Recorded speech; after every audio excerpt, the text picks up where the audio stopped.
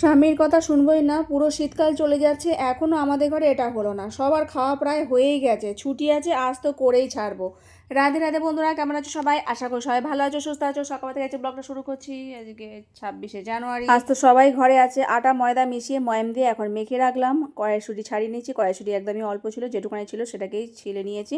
তার মধ্যে একটুখানি কাঁচা লঙ্কা, দুটো আদা আর একটুখানি আলু দিয়েছি। যেহেতু কড়াইশুঁটি কম আছে আর কড়াইশুঁটিটা পেস্ট করবো, তার মধ্যে একটু কাঁচা আলু দিয়ে দিলে পেস্টটা একটু বেশিই হবে, বাড়বে। কড়াইতে একটা শুকনো মশলা করে নিয়েছি, জিরে, ধনে, শুকনো লঙ্কা আর মৌরি, এটাকে গুঁড়ো করে নেবো। আর তারপরে কড়াতে তেল দিয়ে হিং দিয়ে দিচ্ছি, একটু মিষ্টি দিয়ে দিচ্ছি, তারপরে এই পেস্টটা দিয়ে দিচ্ছি। কড়াইশুঁটি যখনই কম থাকবে তার মধ্যে একটু কাঁচা আলু দিলে এই কমের পরিমাণটা বেড়ে যায়। তো যাই হোক, ওটাকে নেড়ে চেড়ে নামিয়ে নিলাম। একটু হিং দিয়ে করেছি, কড়াইশুঁটি কচুরি করবো। একটা আলুর তরকারি করে নিয়েছি, কালো জিরে আর শুকনো লঙ্কা ফোড়ন দিয়ে। এটাকে জল ঢেলে তারপরে পুরগুলো ভরে নেবো। একটু ঠান্ডা হয়েছে, এখন পুর ভরে নিচ্ছি। পুরো শীতকাল চলে যাচ্ছে, কড়াইশুঁটি কচুরি আমাদের খাওয়া হয়নি, তো আজকে ভেবেছি করেই ছাড়বো, কেননা প্রভুজি বারণ করছিল সকালবেলা যে ছুটি আছে তো একেবারেই রান্না বসিয়ে দিতে আর টিফিন না করতে। টিফিনে ঝামেলা করলে আবার দুপুরে রান্না বান্না করতে হবে, তো ওতে অনেকখানি দেরি হয়, সেই জন্যই বলে ছুটি আছে, ছুটির মতোই কাটাতে। তো একদিকে ভালোই বলেছে, কিন্তু আমি আর শুনলাম না, কারণ আমার খুব ইচ্ছা হচ্ছে কড়াইশুঁটি কচুরি করার। তো আজকে তাই বানিয়ে ভগবানকে সেবা দেব।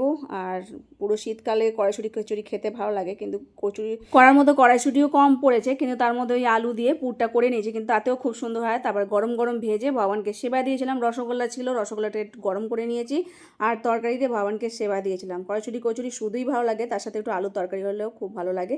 তো আলু তরকারি করে নিয়েছি একটু মিষ্টি দিয়ে, খুব ভালো হয়। আর এই দেখতে দেখতে আমরা এখন প্রসাদ পাচ্ছি সব পরিবারে মিলে। মোটামুটি প্রায় সবার ঘরেই কড়াইশুঁটি কচুরি খাওয়া হয়ে গেছে মনে হয়। তো আমাদের ঘরে এই বছরে প্রথম হলো, কিন্তু খেতে খুব সুস্বাদু হয়েছিল। আলু দিয়েছি মনেই হয়েছে না, কড়াইশুঁটি এত টেস্ট হয়েছে বলার মতো নয়। এত সেই প্রসাদ পাচ্ছিলাম, বাচ্চারা তো খুব ভালোবাসে আমাদের ঘরে, আর আমারও খুব ভালো লাগছিল। তো এই করেছি, আবার করার ইচ্ছা আছে। তো কড়াইশুঁটি যখন বেশি করে নিয়ে আসবে তখন করব। मणिपुर की मिर्च, चावल और संतरे की प्राचीन किस्म। সকালবেলা তো কথা শুনিনি যে একসাথে রান্না করব বলে, কিন্তু আবার এখন অন্যও করতে হবে, তো তেমনকার কিছু বেশি কিছু করব না।